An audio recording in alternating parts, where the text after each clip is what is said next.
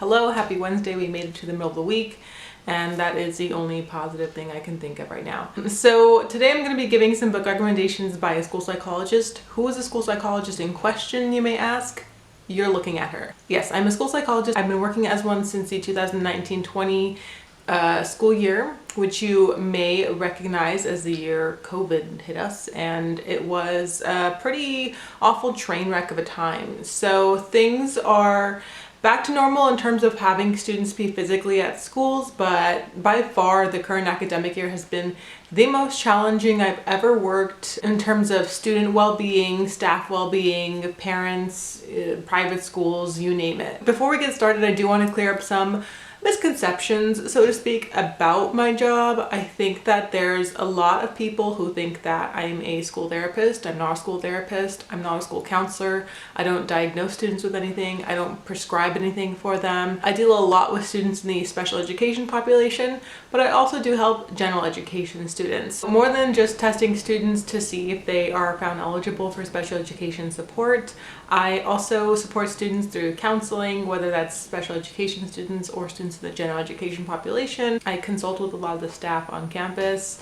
to support in behavior interventions and academic interventions occasionally. And I provide supports to help make the school climate a positive one and the application of Tier 1 and Tier 2 interventions as well. It's a very unpredictable job, a very demanding job, and high stakes job at times.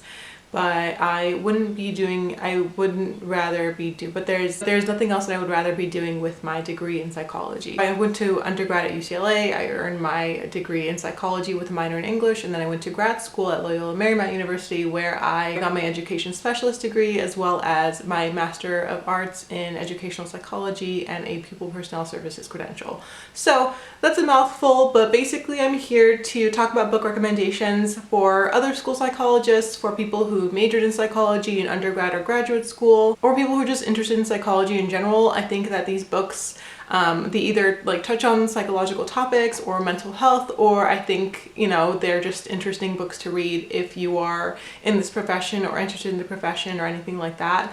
Most of these are nonfiction, but there is one fiction book in there, I think, and this fiction is one of my new favorites of all time. It's a book that I read this year, so why don't I get started with that one as my first recommendation. So it may not surprise you if you're coming here from my Bookstagram, but Eleanor Oliphant is completely fine. This is the first book I like to recommend as a school psychologist, and I absolutely love this one. I read it this year, and I think that the obvious reason I chose it is because it does touch on the topic of mental illness, but also Eleanor Oliphant as the main character is so endearing. She is like this grouch who just grows so much throughout the book, and she's awkward and funny and witty, and there's a little bit of her in everyone, I think. As a reader, an introvert, and a psychologist, I really find myself relating to her a lot.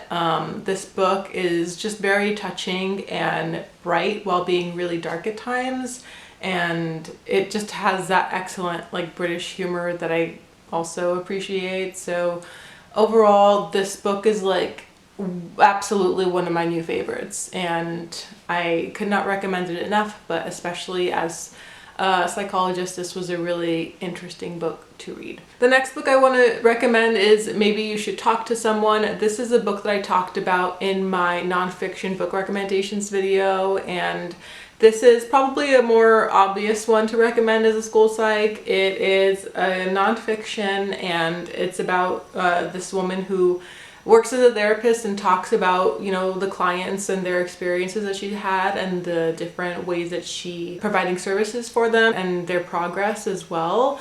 You really connect with each of the clients that she talks about, and there is a truly transformative quality to their journeys and the book, and it was a really touching one to read. So I would highly recommend this one if you are interested in the profession of psychology, or just in general like to read about, therapist practices and what they're doing out there. This next one is actually one that I finished today. It's called I Cry to Dream Again, and I got this from the publisher. It was recently published, and this is so good. Let me tell you why. I'm basically just going to regurgitate my Goodreads review so you can find the version of what I'm about to say written out there for you, but This is a book that really touches on the topic of the penal system and how messed up our prison system really is. Sarah Cruzen writes about her life being trafficked from the age of 11, but before that she was sexually abused by other men and physically and verbally abused by her mother. So she is someone who went through a lot before she was even trafficked, and then she was trafficked until the age of 16 when she murdered the person who was responsible for trafficking her, and then she went to jail for 20 years. So there's clearly a lot wrong with just that. This book made me so angry but also so hopeful. It does detail everything in a really brutal way, so there were times when I had to put it down because it was too much to read about, but I was really inspired by Sarah Cruzen's perseverance and her courage and her bravery, and overall I think this is a story of hope. Why I'm recommending this as a school psychologist is because it does talk about the prison system, but also because you really see the connection between someone who's living in a lower socioeconomic status neighborhood and how that intersects with race, with gender, with trauma. It brings up towards the end the adverse childhood experiences study, or ACEs study, and that's something that I've heard a lot about as a psychologist. But I was really glad to see that brought up here, no matter how briefly, because it just goes to show that people who go through traumatizing experiences are more likely to experience a number of negative side effects and consequences, whether or not those traumatizing experiences are a fault of their own. I really, really love this, and I think that everyone should read it, whether or not they're a psychologist or a student or interested in learning more about this case in general. But this is one that I loved. It made me sob, it made me upset, and I gave it 5 stars. This next one is a book that I read for my undergrad major in my social psychology class, I think. So this is called White Bears and Other Unwanted Thoughts. This is a good one to read. Well, first of all, I like any book that talks about different experiments that were conducted, and this book does outline a few different studies, I believe, and it's a good short little reflection on how to stop intrusive thoughts in general and obsessions and fixations. So it's just fascinating to read about. It's always enlightening to know more about how our brain works and how we're wired. So this is a good introduction kind of into not the brain necessarily, but again, just controlling our thoughts and emotions. So the next one that I want to talk about is The Body Keeps the Score. So the next one that my dog is just walking across as if he has no care in the world that I'm filming. So the next one that I want to talk about is The Body Keeps the Score. This is a pretty popular book, so you may have heard of this one whether or not you work in the field of psychology, but this is again, it's a heavy book, but it is so important to read if you want to know more about trauma and how people are coming up with ways to address trauma. So I think this is a really important book to read if you're at all interested in trauma and the consequences that come from growing up with trauma or, having PTSD or anything like that. This book is really informative and educational because it talks about a number of different studies and evidence-based theories out there about how to address trauma, but it also outlines why it's important to address it because it affects so much of how our brain is wired and how we do physically and mentally following trauma, whether that's immediately afterwards or years afterwards, and these things are buried inside of us. It's a very heavy book. I actually had to switch off between the physical book, reading the physical copy and listening to the audiobook, because having 2 forms of digesting the book just made it easier to internalize, and maybe not made me feel like I have to put it down every 5 minutes because there was so much information and a lot of it really heavy. So it is a lot to take in, be warned, but it is very informative. The second to last book I want to recommend is called Getting to Zero. This is one that's really good in discussing interpersonal relationships and knowing our own communication style.